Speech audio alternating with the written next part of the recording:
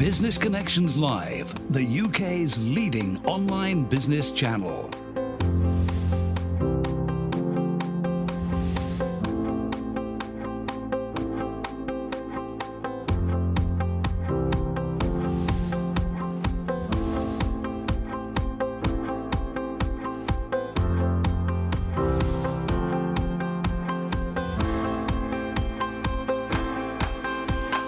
This is Business Connections Live with Steve Hyland.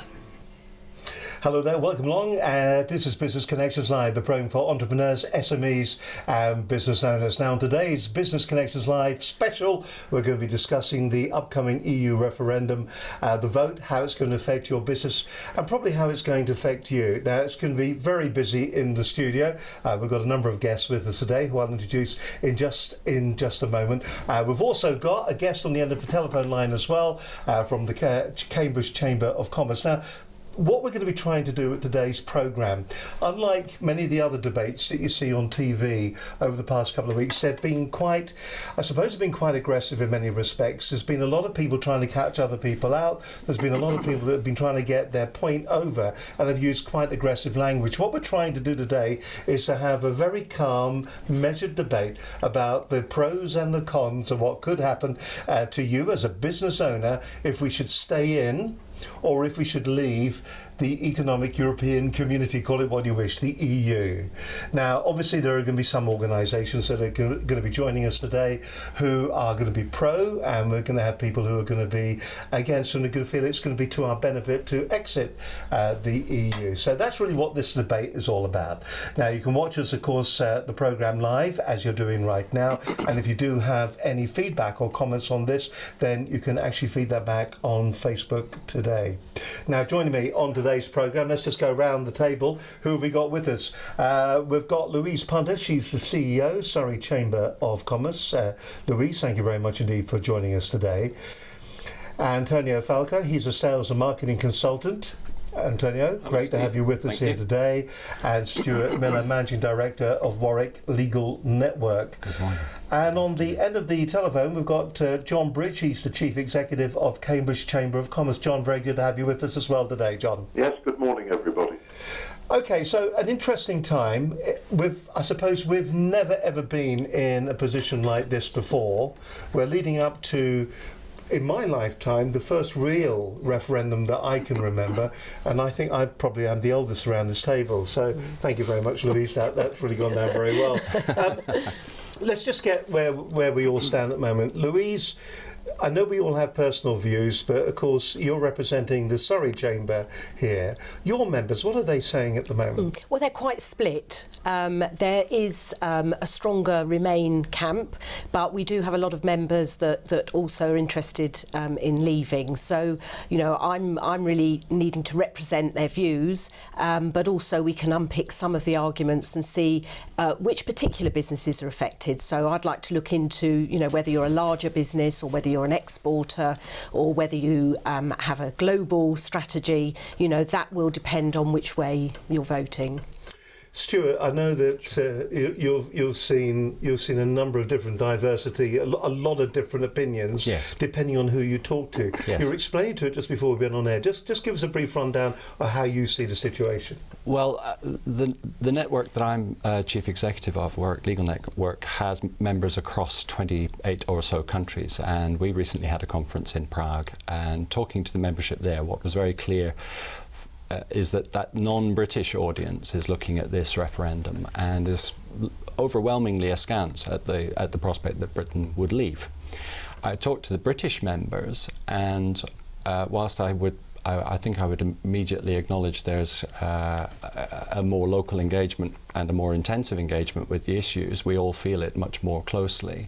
I think, again, because of the contact with EU trade especially, that member firms have, there's that sense that they are, by and large, for the Remain camp. When I talk to my neighbours, a completely different circle, it's much harder to tell. I'm very clear that those that I can identify, it's probably on a knife edge. There are one or two neighbours who are in the undecided camp. But I would say that my personal experience close to home really matches what I think we're getting from the opinion polls, which is at least they're in on the fence. They just don't know. Which is that I think about 13, perhaps 13% is the figure that I read, are going to go into the the voting booth on Thursday and make up their minds as they walk in the door.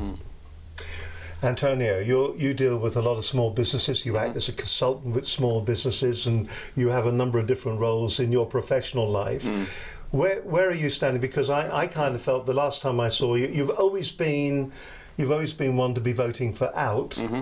Has your view changed? Have you felt that you've been coming closer to voting for in? Do you see any benefit in voting for in? I think there are benefits from both sides, but I think, Steve, and thank you again for having me on the programme. It's always great to be Business Connections Live, and I think for those of you that tune in regularly and have seen me on here before, it would be somewhat disingenuous of me not to say that I'm also the regional chairman for Surrey and West Sussex for the FSB. But I'm not here representing the FSB. The FSB has no view as to in or out. Members have been surveyed, but there's no official view. So I'm not here speaking on their behalf for those people that are tuning in and wondering why the chairman of the region's on this programme. I'm here in my own personal capacity. I guess that's why I've gone a bit rogue and got no tie on today, Steve, which is unusual for Yes. Steve. So there you go. Scruffy. So there you go. So yes, I mean my position on this is fundamentally from a philosophical point of view. But I do have some business concerns as well. And it's interesting what Stuart says about his experiences of what the rest of Europe are thinking. The rest of Europe, or certainly a number of countries like Denmark, Holland, France, Germany, they're all looking at us and saying, perhaps we should have our own referendum too. There was a recent survey in France where 48% of the public want their own referendum. So there's a lot of disquiet in Europe about this whole project and whether or not it really is working for the people. And that's where I'm coming from. Does this thing actually work for the people? And I'm sure we'll get into the details of corporations and small businesses and the people. So I think this is an interesting situation that we're in. I also said before we came on air, it's the most fearful vote that I've ever taken. I'm actually afraid of the result from either way, because it's stirred up so much emotion. Well, what we'll do, we'll look at that, and we'll come to you in just a moment there, Stuart, as well, because we must bring John in. John, the people that are part of your association in Cambridge, part of the Chamber of Commerce in Cambridge, what kind of view do they actually have at the moment? Well, I think the key thing from us is that the successful businesses, of which we have many, like to operate on real facts, figures and forecasts. And I think throughout the campaign, all of these seem to have been noticeably absent from both sides of the argument. So kind of the message we've got from our members is that there's a real lack of information and informed debate, which is preventing people from really shaping their own views in the way they wish to. And I think many feel that they don't know what they're voting for, even though they've decided to go one way or the other. And I think they're becoming increasingly disillusioned by what we're calling a futile Punch and Judy show, which is being played out by the politicians. We really would like a much more informed debate with real information, rather than the kind of stupidity that I think we've seen. And hopefully that will not continue over the next few days. Let me ask all of you this question. Do you think we're voting on the right thing?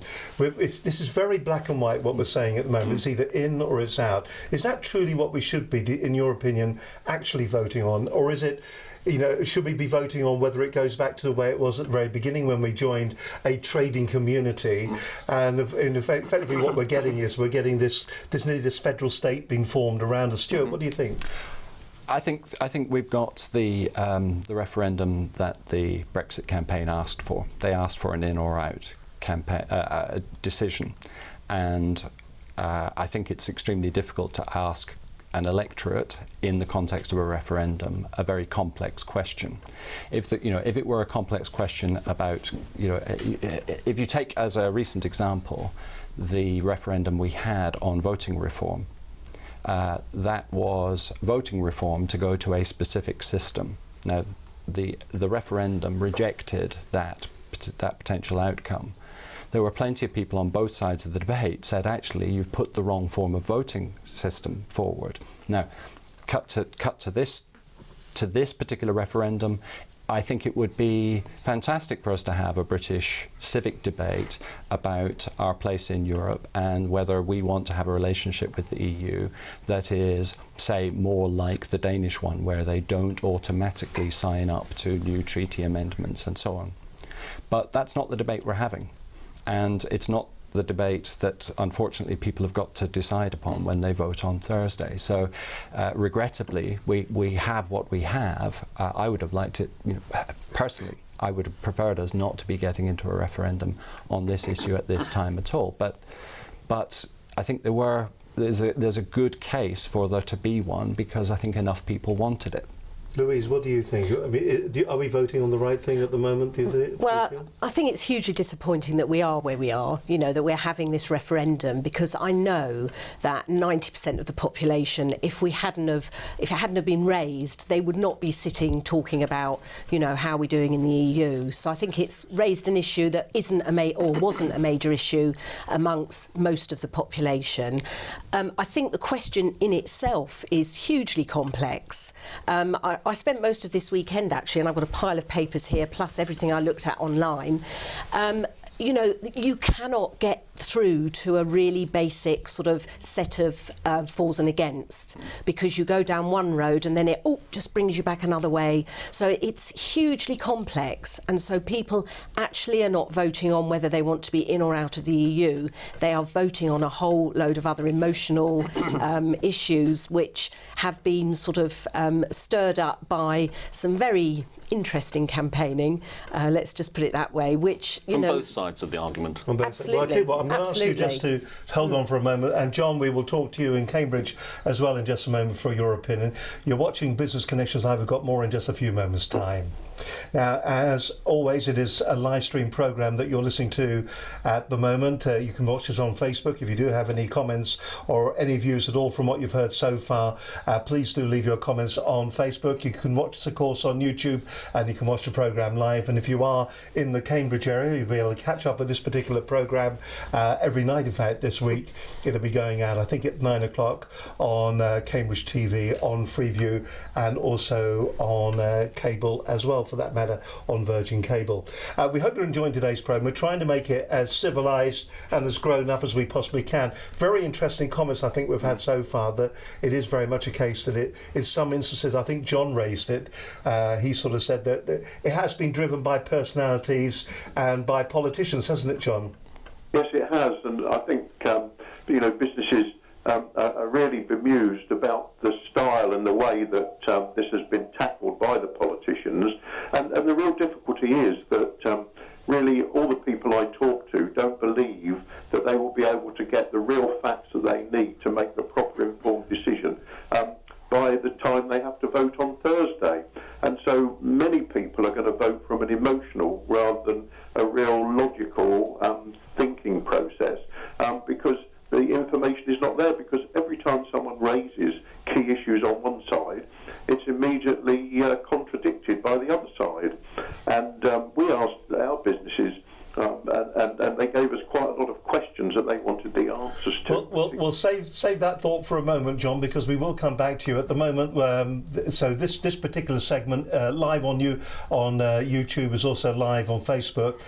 This particular segment will actually be shown on Cambridge TV at the moment. So I do want to keep all your comments. I think it's very important that we actually do capture those. So what we'll do, we'll come back to our debate with my guests today, Antonio Falco, Stuart Miller, and also Louise Punter, and also John Bridge as well, Chief Executive of Cambridge Chamber of Commerce. We'll be coming back to our guests in just a few moments' time. Last week we had an interesting programme. We always do this. We look back at last week's show. We'll give you a couple of minutes to absorb what has been said so far. Last week we were talking about multi-level marketing, and we had John Pluck, got to be careful how I say that, entrepreneur on why multi-level marketing is a £1 million industry that's growing so fast in the UK. If you haven't had a chance to watch the programme, please do go to the website Business Connections Live, just to give you a bit of a taster. Here's what happened on last week's edition of Business Connections Live.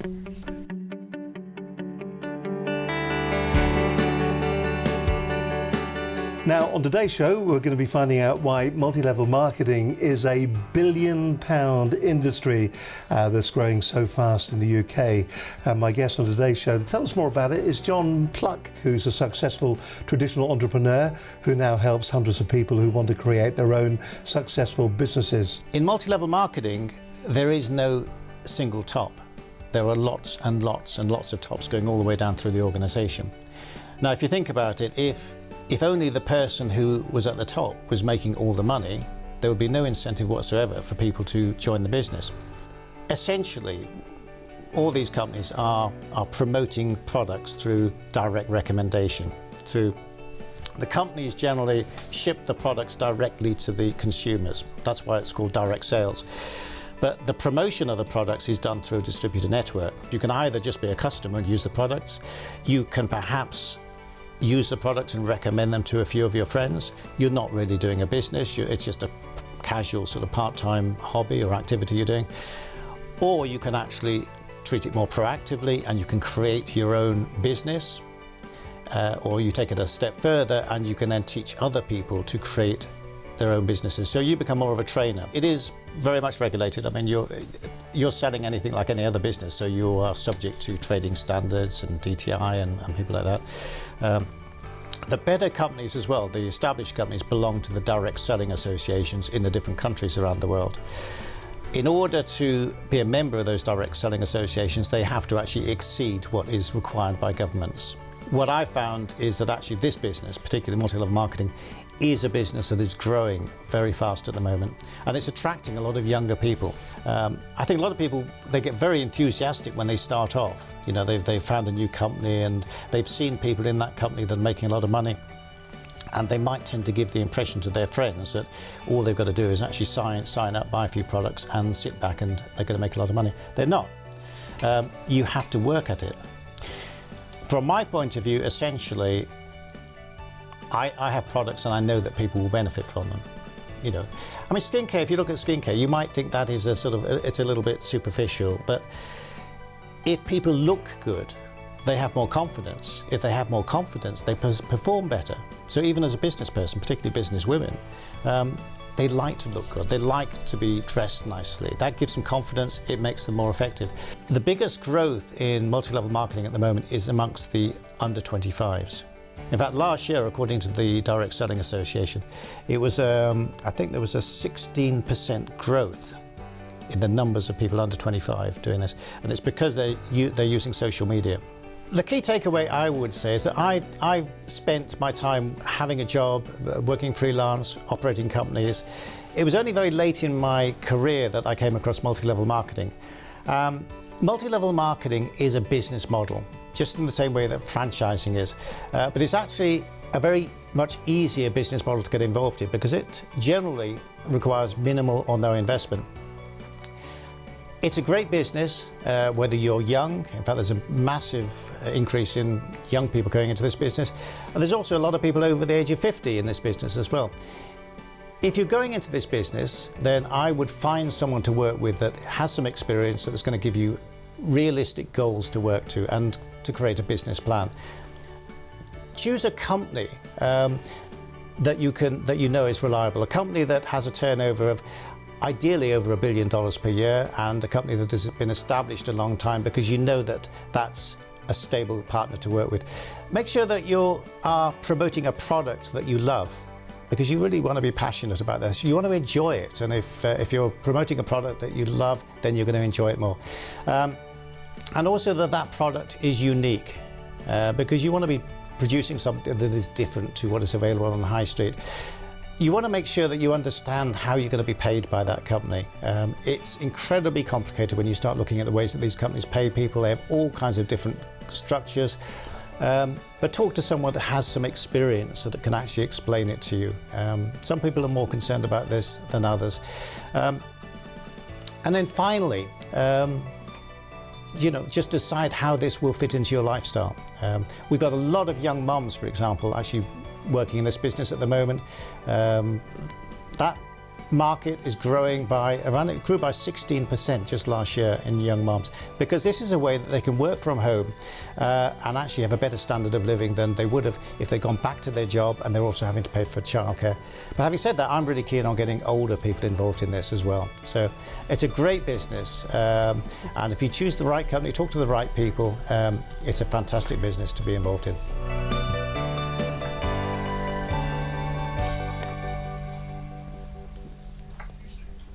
So there we go, very interesting program, multi-level marketing, not pyramid selling, but multi-level marketing.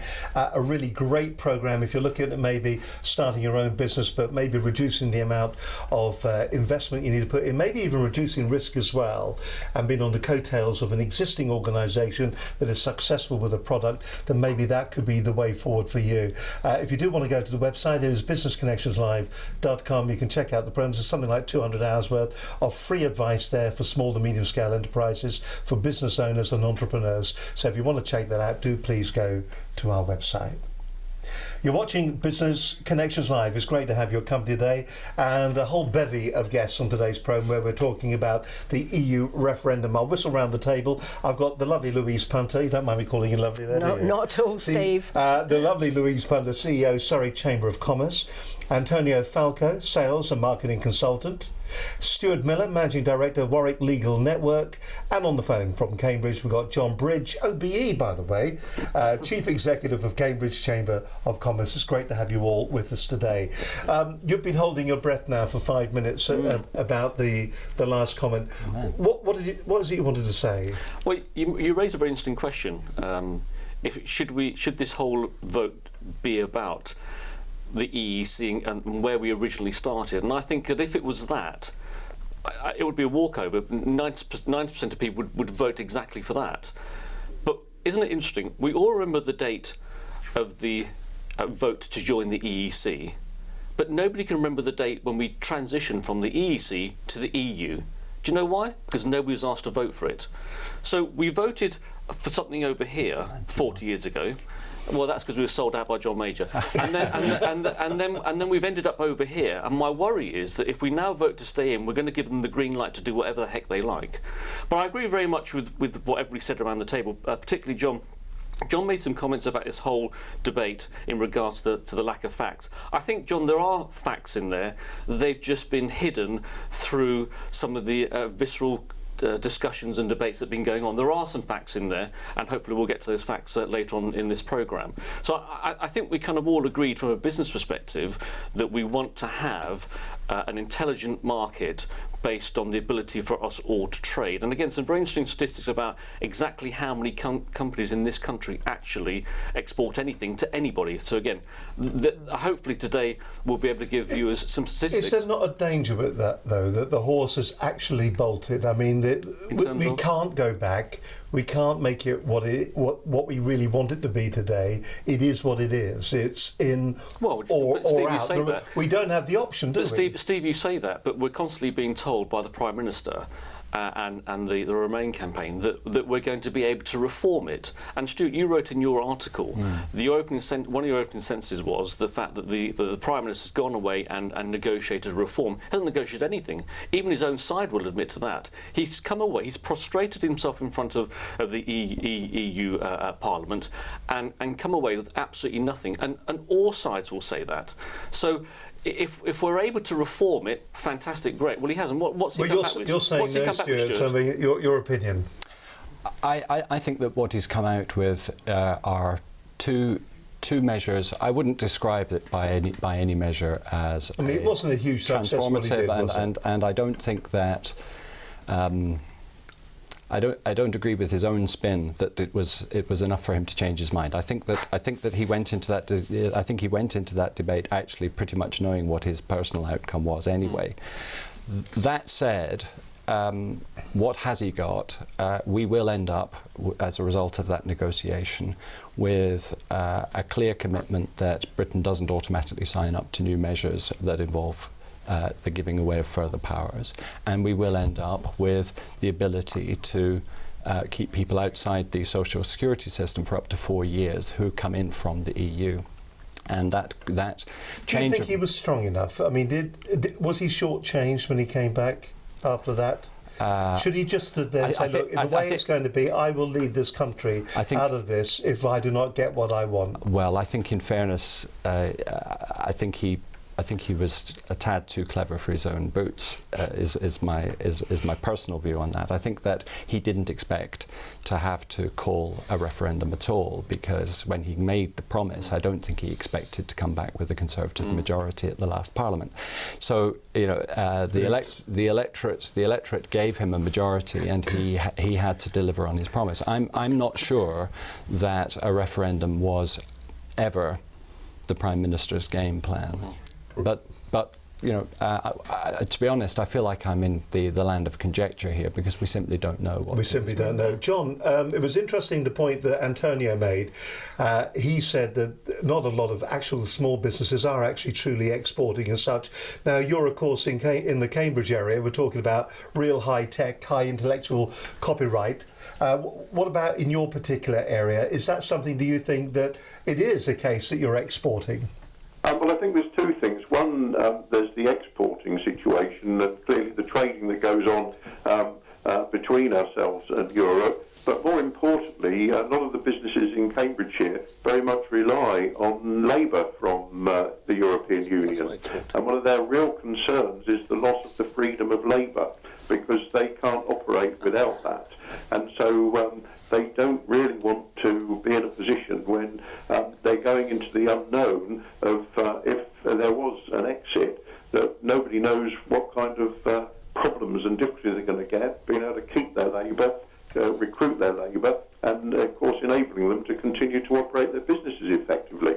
And I know someone said earlier, you know, that there are the facts that are coming out from both sides of the equation, but the difficulty is that on these facts, the facts from one side then contradict the others, and nobody really does know, because there's not a list of really information which both sides would say we agree with, and this is factual, and this is the kind of information you need to base your decision on. All we get is one contradicting the other time after time, and it's really confusing and frustrating for people. But actually, at the end of the day, I think that ultimately, when it gets to elections, one of the key things that people are really concerned about is actually the pound in their pocket. And most of the businesses and the people I talk with really are concerned about the economic situation, and genuinely believe that it's so precarious to leave the European Union without knowing any solid facts whatsoever about what may happen or what may not happen, that it could have an adverse effect. And we've already seen the effect on the pound, we've seen the effect on the stock market, and many feel that that could be quite detrimental from a business perspective as well as a personal perspective. So the majority of our members, 63%, very much in favour of remaining in, and that would be the view that I would share with them. But of course, they're actually saying as well the effects on the pound this morning. What we're looking at is what I think is £1.40 against the dollar at the moment. So it has actually dropped. But then the trouble with the city, the trouble with the FTSE, the trouble with all of that is that it just oscillates. It moves all over the place until it becomes stable. Yeah. They're just doing the same as we're doing. They're just second guessing. Look, no, but sterling is up. As from March, sterling is up right now from what it was March, and it does go up and down anyway. So sterling's actually on a trajectory upwards. It's not on a trajectory downwards. You just look at the statistics. With all due respect, it doesn't matter in the long term. Well, it doesn't matter whether the only thing that matters to business is stability in this. You can pick any exchange rate you like, and you can make an argument that a stronger pound will favour what we buy internationally. But of course it hits our exports. You make the contrary argument. So it's not. The issue here is not. So this is good news then for exporters. The issue here is not absolute value. The issue is stability. Exporters and businesses generally want stability in the economy. And if I were making one point about the concerns, and John has, I think, correctly highlighted that there is this great business fear of the instability that Brexit would bring. Instability then, I mean, Louise, is that something that your members are actually saying to you? There was a number of points I wanted to ask you. I mean, John brought up the whole area of labour, the freedom of the movement of labour. We're in effectively Silicon Valley, in the Thames Valley, so we're looking for a specific kind of employer and employee, and also that pound in the pocket. Are they concerned as well about the pound in the pocket? Well, you haven't covered much there. No. In 2 minutes. In 2 minutes. So on the international trade argument, or the export argument, I think we've got a bigger issue that sort of preceded this whole discussion, and that is not enough people consider exporting. And we have to do something about that, because our little market is not big enough for all of the wonderful businesses that want to sell their products and services. So to me, that is the biggest issue that we have in this country at the moment. Isn't the biggest issue the fact that what we are trying to export are services? And we're not selling, we don't make products anymore. We're not a manufacturer. It is, I mean, people are saying that we do 30% of all the trade in the euro is done in London. If we drop out of the EU, that's going to move to Frankfurt. That's what some people are saying at the moment. I don't think it's an issue that it's services though, because I think that's what we're really good at. And we've got some, fantastic businesses that don't make anything at all, but they provide fantastic services, and, they are making a good living on exporting those. So I don't think it's a problem that it's where the money is actually paid that makes it the export. So I wouldn't sort of say that was an issue. As far as stability goes, the amount of time and energy and distraction that obviously this referendum has caused has had a real detrimental effect. The government have taken their eye off the ball, haven't they? Yeah. There are so many other things, air capacity, that's conveniently been parked, although it probably would have been parked anyway. So no decisions there. We've got massive transport issues within the country that, it's all sort of gone very quiet. There's nothing else that anyone is talking about. So as soon as Thursday is over, regardless of which way the vote goes, there are some really severe issues that we need to face. Let's take control of our country. Let's take the net amount, the £10 billion that we pay, which is the net amount figure. Everybody agrees that's the figure, and let's reinvest that into our infrastructure and some of the things that we need to fix right here and now. But realistically, hang on. No, that's what we should press the government to do. That's what we should press them to do, because John, you asked John the question about trade and international trade, and John very quickly moved on to the fears of people being able to find the right type of employees. Actually, if we're free to find whatever employees we want, we're free to find whatever we want. And as the immigrant around the table, let me tell you something now. Okay, my father came here in 1961. My mother came in 1963, pre-EEC, pre-EU.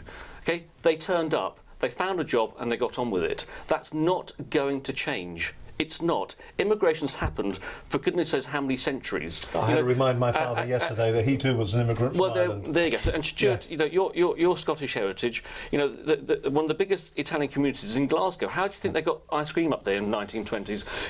So listen, I'm going to ask you to save the thought there for a moment. It's an interesting point, Stuart. We'll come back to you in just a moment. We'll speak to John once again as well from Cambridge, and we've got more from Louise. You're watching Business Connections Live. Nicely moving smartly on. Very good. Now, the CBI, of course, have got a view on all of this as well. We had the CBI on the programme a little while back, and a young gentleman from the CBI joined us in the studio. Here's what the CBI's position on the EU referendum was. I'm Stephen Altman-Richer. I'm from the CBI and I work on our EU referendum work. The CBI is the UK's leading business organisation representing around 190,000 businesses in the UK. In terms of the EU referendum, I think the most important thing for businesses is to first of all try and think about what this would mean for your business. Speak to your suppliers, speak to your customers. What would it mean for them? The economy is very interlinked. So think about what it might mean for them, because that will also impact on yourself. Then think about your business. Think about, do you currently do any trade with Europe? What sort of regulations at the moment do you abide by? Do any of them come from Europe? If so, if we left the EU, would that change? Think about investment in the UK. Think about the wider economic impacts. Think about all the different aspects of your business and how that might be affected by this major decision that the UK has to make. We know from the majority of our members, that they would like to see the UK remain in a reformed EU, and the biggest benefit they get is the access to the single market of 500 million people and the associated positive effects on investment, the ability to recruit skilled staff from across the EU, and the ability to access trade deals from further around the world. Really interesting comments as well there. Of course, he was on the programme the day after the Prime Minister had come back from the EU, from Brussels, with his bag full of, well, some people at the time would say, not very much, thank you very much. Back to you, Stuart. I mean, it's an interesting place where we're finding ourselves at the moment. You wanted to say? Well, I was just picking up on something that Louise raised. You talked about air transport and transport generally, infrastructure. I would add to that as challenges for our country going forward, the skills gap that we have and the housing issue. And it seems to me that all four of those key issues revolve around areas that British politicians have completely within their own control. None of those areas are a good excuse for taking a view on the EU referendum, because they actually all are domestic issues. And actually, this is one of the things that really that I find interesting about the whole debate that we've been having recently is how you do get this conflation of irrelevant issues with relevant ones. It seems to me that if we're really going to decide what the priorities are for the future, I would say those are the four that any government should be tackling. And going forward, we absolutely have the levers of power. I don't buy into the argument at all that we somehow need to take control of our own country in the manner described by the Brexit campaign in order to deal with the most fundamental issues to our economy. We've got the control over those issues already. Louise, what about from what you've just heard there from Stuart? Well, I agree, and in fact, the other two issues, which you didn't quite give me time to say, were housing and skills. So I think it's true that there's an awful lot we can do in either scenario after Thursday that will improve the country in terms of those issues. So I think we really have to focus on some of those, and they're the things that will allow businesses to get on with the day job, because it is incredible the effect that lack of housing, and then not being able to recruit people, the transport issues, people getting to work late constantly, getting to appointments late constantly. These are real live issues that businesses are, grappling with. And yes, we do have the leadership to deal with those. I think where our leadership seems to fall down is when we're dealing outside of the country, but there you are. You're watching Business Connections Live. It's great to have your company, as always, on the programme today.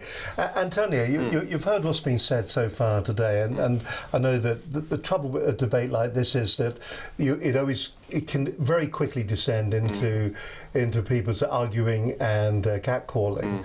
But I mean, I think we're wonderfly well behaved today. Well, I think we've been wonderfully well behaved. I mean, if we stay in, what happens to the people who wanted to stay out? What are the consequences if we find ourselves in a situation where we find a vote that's very close, or if it's Scotland keeps the rest of the United Kingdom in because of the way they're voted? What do you think the consequences Steve, let me could just be? touch on, to finish off on one important thing, because we're all here representing in some format businesses and trade. The wonderful thing about trade is this, and we all know this, I'm sure John can hear too.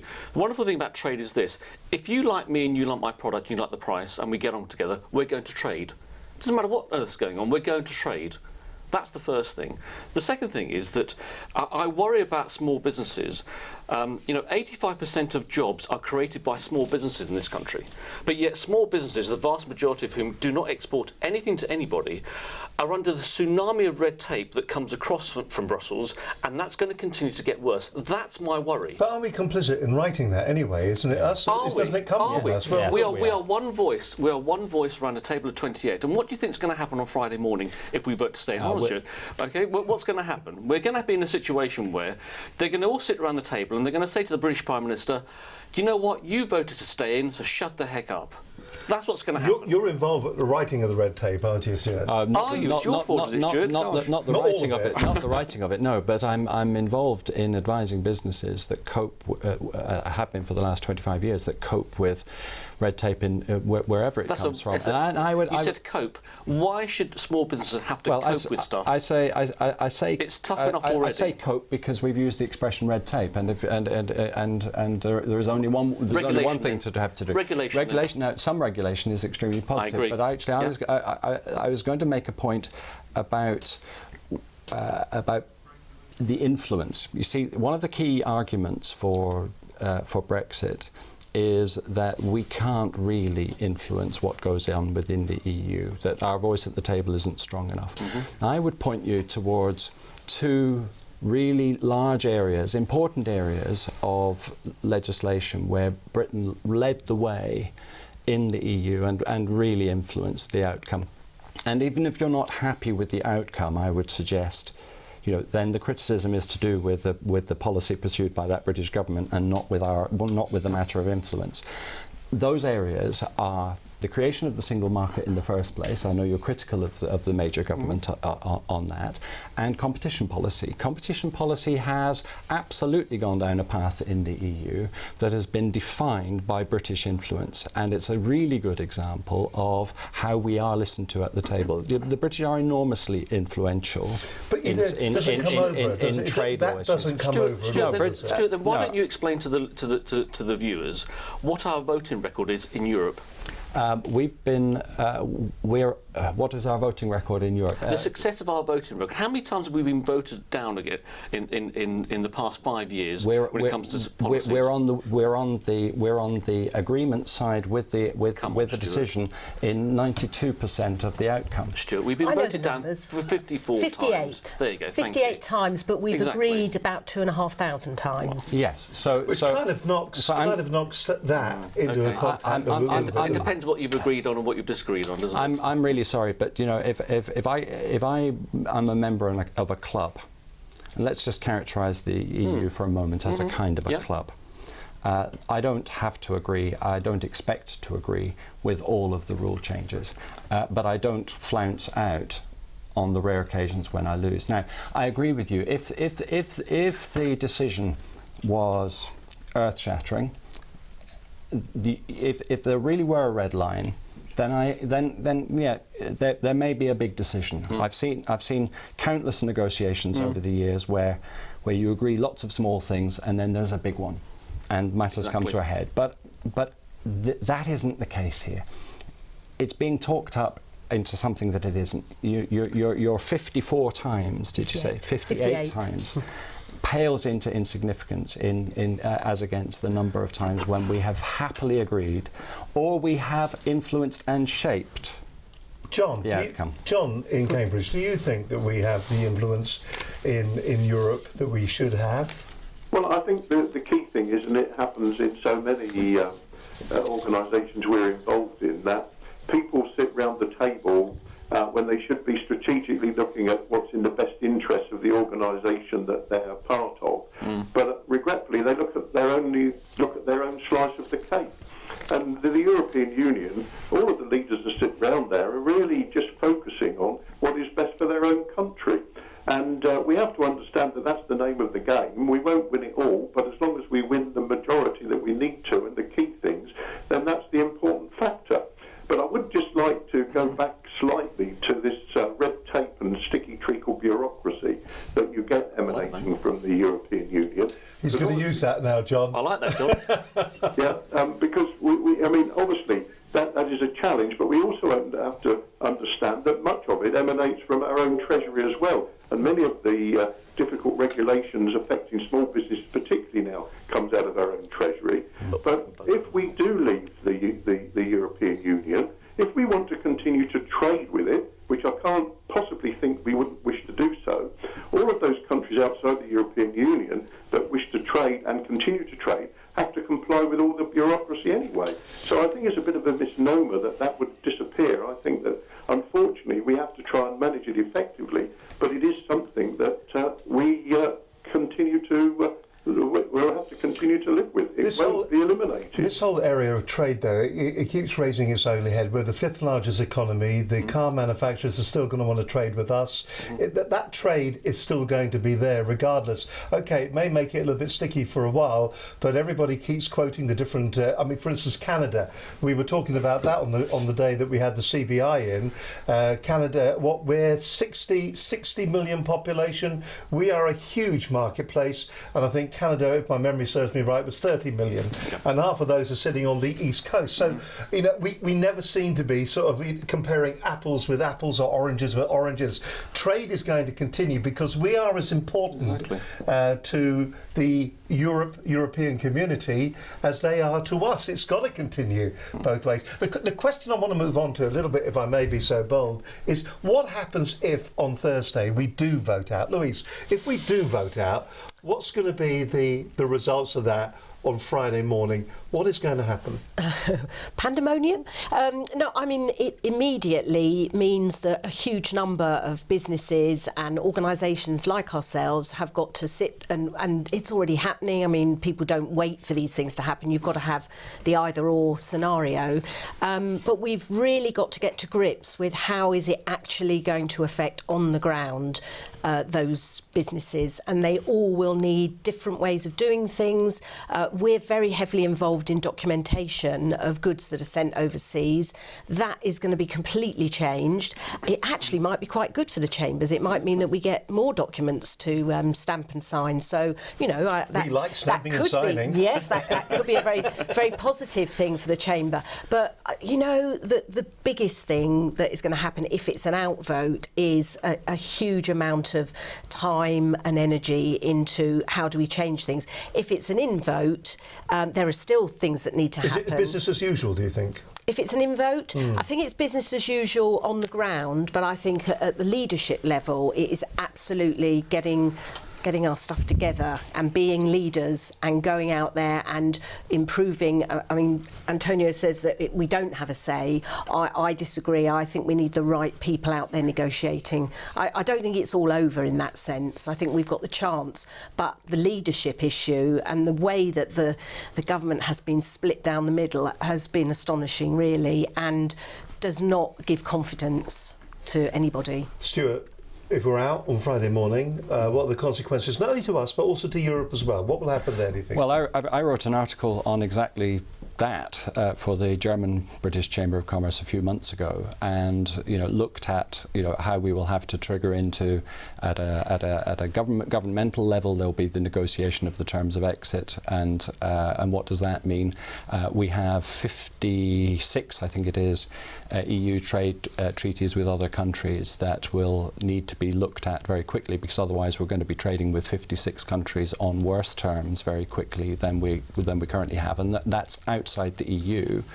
On a micro level, businesses are going to have to look at their terms and conditions of trade and look at whether they stack up in the light of moving out of the EU. There will be all manner of EU regulations and directives that some of which will remain in effect.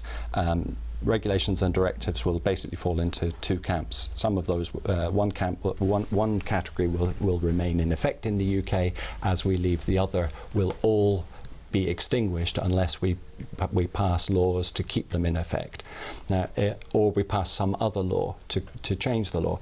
Now, you have to think that we've built up 40-odd years of trading relationships with the EU, largely in that period within the context of the communities. There are literally a couple of thousand of statutes on the statute book now which have a relationship to EU law. They're all going to have to be looked at, and businesses are going to have to consider data protection, they're going to have to consider their product liability arrangements, they're going to have, there's a lot of micro planning that businesses will have, and on a more strategic level, I would imagine that financial services businesses in particular, but not only, will be looking at their passporting rights across Europe and whether they've got the right setup for trading with the EU after Britain is no longer a member, because so many have their bases here in London. All right, listen, we're going to come back. I want to get your comment because I saw you roll your eyes, Antonio, when it comes to the trading rates and everything. Well, if you're not frightened after that of staying, I don't know what's going to frighten you. Yeah, indeed. So we'll come back to you in just a moment, and we'll also hear from John as well what kind of world that we could expect to see when it comes if we vote to come out of the EU this week. So that's still to come on this edition of Business Connections Live. You're watching Business Connections Live. It's great to have your company as always. Hope you're enjoying today's programme. We're on Facebook and we're on YouTube as well for that matter. And don't forget, if you do have any comments, particularly on the Facebook page, you can go to there and leave some of the comments. If you want to tweet us as well, I'll give you the tweet in just a moment, the actual address there. Now, each week we always invite you as well, that if you are a business, maybe you're looking around at this fantastic program, you think to yourself how well Antonio is doing and how electrifying Stuart is and how wonderful Louise is with me and John on the end of the telephone. All of these people, of course, are experts when it comes to the way that they are communicating with us. Now, what about your chief executives? Do they communicate particularly well? If you put a camera in front of them or a microphone in front of them, are they just full of complete what's it? Are they just hot air, all fluster? Do they really get their message over? We run a training course for executives. It's crisis management, and we call it handling the media. We get large organisations to come in. James Griffin from Iris, he brought his team of executives in to be trained by us here at Business Connections Live, and here's what he said about our training. I'm James Griffin from Iris Software, and my team have just completed the How to Handle the Media workshop. It was a really great course, it was really fun, and it was a really unique way for them to polish their presentation skills and learn how to answer difficult questions under pressure. So I'd highly recommend this to anybody that values those skills and really wants a great day out with their team.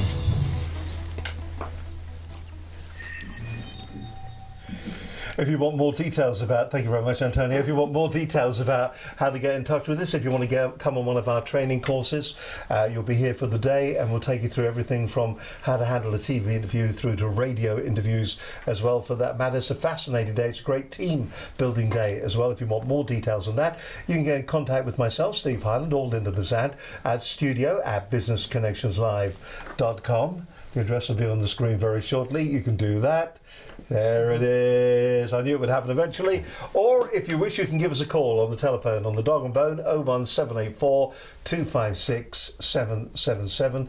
You can also follow our stream of consciousness at BCL Business TV if you want to follow us on Twitter. Over 3,000 people following us on Twitter at the moment, and they're all proper small businesses. So thank you very much for being part of our business community as well, for that matter.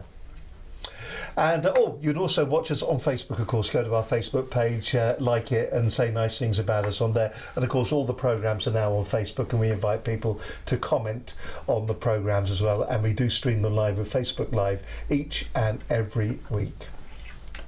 You're watching Business Connections Live. It's great to have your company on this programme. We're looking at the EU referendum. My guests with me today, very quickly, just to remind you, we've got Louise Punter. She is from the Surrey Chamber of Commerce. She's the CEO there. I've got Stuart Miller, Managing Director of Warwick Legal Network. And on the telephone at the moment, we've got John Bridge, Chief Executive of the Cambridge Chamber of Commerce. We'll be talking to John in just a few moments' time. First of all, though, Antonio, you were rolling your eyes all the way through Stuart's elegant discussion that he was making just then about the way the trading arrangements are going to be. What was your feeling about that? Because obviously it wasn't something that was sitting comfortably with you. Well, Stuart was very eloquent because he's cool, calm, collected. Obviously I'm Italian, so I get a bit hot under the collar. Look, what's going to happen Friday morning? We're still going to buy 1 million cars from Germany. What's going to happen Friday morning? We're still going to have an £80 billion trade deficit. The difference is we might be able to do something about it. Remember, only 12% of our trade is done with Europe. Our biggest trading partner in the world is who? The United States of America. You know, we're still going to have 3 million people's jobs directly affected by being in Europe. That's going to happen. But what they don't tell you is there's 5 million jobs in Europe reliant on us being in the EU. So that's all going to stay. We're just going to work out a different plan. That's what's going to happen. That's what's going to happen. We're still going to carry on trading. We're still going to have where we're at. Yes, we're going to change some rules. I think what will end up happening is we'll take some of the good stuff that we feel is good stuff and keep it, and we'll renegotiate somewhere else. You know, we keep saying we've been in this European Union for the past 40 years. This country has got 1,000 years of history. 1,000 years of history, folks. I think we know what we're doing. I think we've been able to trade for 1,000 years. You know, virtually everything's been invented here, you know, starting with the Industrial Revolution. The internet was invented here, for goodness sake. Does anybody seriously think that we haven't got the capability to actually steer our own ship? Seriously? We keep being told that there's 500 million market in Europe. There's a 2.5 billion market outside of Europe with some of our other trading partners, the Commonwealth, for example. So, you know, will it be tricky? Yes. And I tell you what will be tricky if we stay in and stay out. Because your earlier question, Steve, about what's going to happen if it's borderline. If it's borderline, I think that's worrying. I think if it ends up being 51% in and 49% out, I think that's concerning, because I think then the government, in fact all political parties, will need to come together and figure out how they're going to placate everybody. Because it's a fact, I think, that those voting to leave are probably slightly more vociferous than the ones voting to stay. And so I think if it's that close, I think it might be a concern. And my concern is that they have to somehow bring us all together afterwards. John, so is that the biggest danger, do you think, the fact that we may find ourselves in a situation where everybody, effectively the country is left sitting on the fence at the end of all of this, even though we may well be voting out? I mean, I think it is a challenge, but I think from a personal point of view, what I'd probably do is whiz up to Scotland to get across the border before I have to take a passport with me. But seriously, I think that when we look at it, we're a first past the post nation, and it really concerns me that people that lose out in a voting situation kind of keep wanting to have a re-vote until they get the way that they feel is right. I think that when you elect a member of Parliament, even if he wins by one vote, no one says, "Oh, we need to have another election." But that hasn't been the case. That hasn't been the case in Scotland. It hasn't gone away. It hasn't been put to bed, has it? I mean, if we vote to go out, they will want another referendum there, because the referendum in Scotland, whether they're in or out, never really went away. And John, I haven't suggested that. I've not suggested anything of the sort. I've just said that a concern will be if the vote happens to be very, very close. And actually, this is probably the most democratic vote that we're able to have, because it truly is one person, one vote. There's not a constituency type election where you know that your sitting MP with a 10,000 majority is hardly going to lose that. This truly is probably the most democratic vote we've been involved in for an awful long time. And like many people around the table, I guess including you, John, I didn't vote in the last one, so I'm pretty excited about voting in this one. All right, Stuart. I think that last point you've made, Antonio, about the impact on us as a society if the vote is very close, I think it's very thoughtful, and I think it's the right concern to have. You know, how are we going to heal? Because there have been such polarised positions taken during this discussion. I would personally.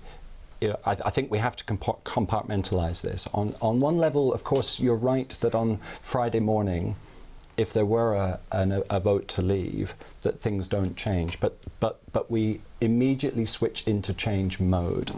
And the Brexit campaign is underestimating, in my personal view, enormously the amount of manpower and distraction that we will go into. The Article 50 of the Treaty of Rome foresees a process of us negotiating terms of exit over 2 years. I know I'm talking about an issue here which is relatively short term, and we have to think about the longer term benefits to the economy of either scenario, and we should be discussing that. But this next 2 year period, I don't think it's at all realistic that we will have negotiated a deal with the EU within 2 years. I think there are too many vested interests in other EU member states that will not want that process to be easy or quick for the UK, because they don't want to be seen to be encouraging the example of a country leaving the EU. Regrettably, we only have ourselves to blame for this. By having the discussion about in or out in absolute terms, we are forcing the EU into that position. If you take, for example, a country like Spain, which has its own separatist issues, you know, just how reluctant are they going to be to reward the UK in the final analysis with a deal? Well, I was going to say, what collateral damage are we going to see to the EU? If we leave on Thursday at the end of the week, what happens to the EU? Will it? I mean, we talk about it as if it's going to be still there as a major trading body, which it probably will be in some form or another. But we hear talk about the likes of Holland, we hear the likes, even Germany perhaps even. Yeah. We talk about Spain that's relatively unstable. Are we going to see something there where we actually see we're the beginning of the first skittle to fall over and it just takes the whole thing down? Is there a possibility there, Louise? I think it's definitely a possibility. I know we're looking at crystal balls here, but... Yes, and I'm not really an expert, and I think we've discovered today that part of all of this is that we don't seem to have experts in this arena. We seem to have experts... It's all views, isn't it? Yes, it's all views, and it's all based on conjecture.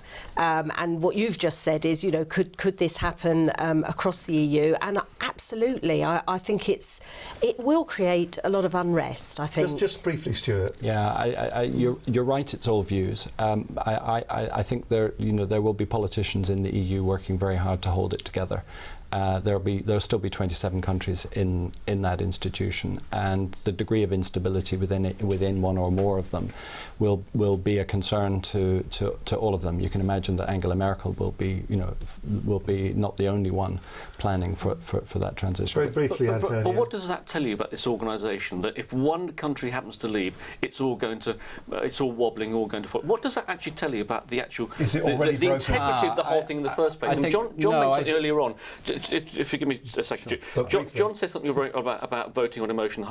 And I don't mind people voting emotionally. What's wrong with that? Because I think fundamentally, outside of or below the very small tier of people at the top that want to hold this together, normal, ordinary people have got a different way of thinking. And yes, they're going to vote emotionally. What's wrong with that? Countries are no different to businesses in one respect. Yep. In one respect, which is that it takes a long time to build up confidence.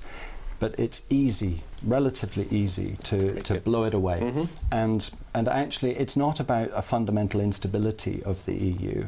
The discussion we're having is merely reflective of a raw human fact, as I would say it, but is based on experience, and I can't prove it.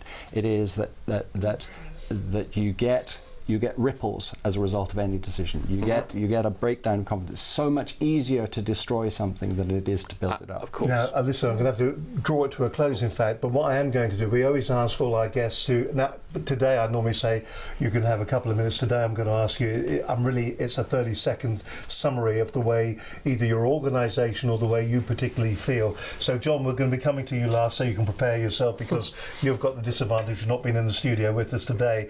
If I may, I'm going to start with you, Louise, if that's okay. It's okay. So really it's how you would sum the situation up, both for your members but and also from a personal view, if you wish to express that as well, because I know you've got to be very careful about where you're positioning yourself. So really, straight down camera number one, and just where you stand on the whole EU referendum. Yeah, I mean, I think we need this decision to be made, and we are making it by voting. And afterwards, we've then got to move forward, and whatever happens, we've got to pick it up and run with it as soon as possible. I think the worst thing will be if we're left with, lots of disappointed, whichever way it goes, people who still continue niggling away. I think we've probably covered it already, but as far as I'm concerned, in the Chamber, what we will be doing is putting in black and white what this will mean to our members and how we need to take it forward. I think if we want to be, personally, if we want to be part of a global, a part of the whole world, then it's going to be pretty tough and possibly lonely if we do come out. But if we do, we've got to grasp it and run with it. Louise Punter there from the Surrey Chamber of Commerce. Stuart Miller, straight down camera number one. Well, I would urge people. I would urge all viewers who have a vote to cast it. Make sure you take part in this debate, and I would ask for your vote for the Remain campaign. And very simply, this is about our place in the world. I hate the idea that we would cease to cooperate with our closest geographical and closest trading partners with whom we do 50% of our export trade. I think that we are much better engaging in the world and being part of the community of states. I think we have a lot more clout through the EU than otherwise. 1.5 million UK jobs depend on the stability of EU trade. I don't like the thought of putting those at risk when we have very, very few answers about what the future looks like if we're out. Thanks a lot there, Stuart. And Antonio, straight down camera number 4, please. Thank you. Well, from a personal perspective, I'm voting to leave because I believe in freedom, democracy and the right to self-determination. From a business perspective, I, like Stuart, want to trade with the rest of the world, and I want to be free to be able to do that, to be able to take my goods and services wherever I think they're going to be of value and wherever I can sell them. And I want to be able to be free to negotiate my own terms and conditions. You know, hashtag I believe in the UK. This country has 1,000 years of history. We can do it, we've done it before, we have the ability, we've invented everything in this country you possibly think of. Believe in this country. But whatever happens, one, vote because it is a truly democratic opportunity where your vote will count. And two, whether we're in or out, focus on your business, do the best you can and work hard. Thanks a lot there, Antonio. And finally, on the end of the telephone line, John. John, what would be your passing comment at the end of this? Well, we have some very successful businesses in Cambridgeshire, and they are focused on ensuring that they will continue that way and driving the economy that we have for the benefit of both our region and the UK PLC. They're not going to change. What they will do is once they get the result, they will indeed make sure that they develop their strategies based on what the result of the vote is. But I do know from them that the majority very much believe that that will be much better and easier to achieve if the UK remains in the EU, and I very much support them in that view. Fantastic. Well, listen, thank you very much to my 4 guests on today's programme. I do hope you've enjoyed today's show. We did try to make it as civilised as possible. I think the danger has been, so well done. So well done. I think the danger has been on many of the debates that we've seen have actually nearly come to blows, and there's been a lot of very aggressive, maybe passionate language has been used, but we've tried on this particular programme to keep it well balanced and on an even keel. Can I thank you very much indeed, Antonio, Falco, for your time. Stuart Miller as well, thank you very much for coming in as well. And Louise Punter, thank you very much for joining us. John Bridge as well for joining us in Cambridge as well, for that matter. Can I thank you all for coming in and talking on our EU debate today. Thank you. And really, that has been a cracking show. So if you've been watching the programme on YouTube, been watching it on Facebook, thank you very much indeed for your time. On next week's show, we've got Dilys Guwen. She's an international sales and marketing leader. She's also a coach and she's a speaker. Don't forget, there are also sponsorship opportunities if you'd like to sponsor the programme as well, for that matter. You'll be able to watch this programme slightly edited because we slightly overran, but you'll be able to watch it. There's a surprise. You'll be able to watch this on Cambridge TV, on Freeview Channel 8 and also Virgin 159. If you want to get in touch with us, don't forget studio@businessconnectionslive.com. But from me, Steve Hyland, and my guests, both in the studio and also on the phone as well, can I thank you very much for watching, and don't forget, vote on Thursday.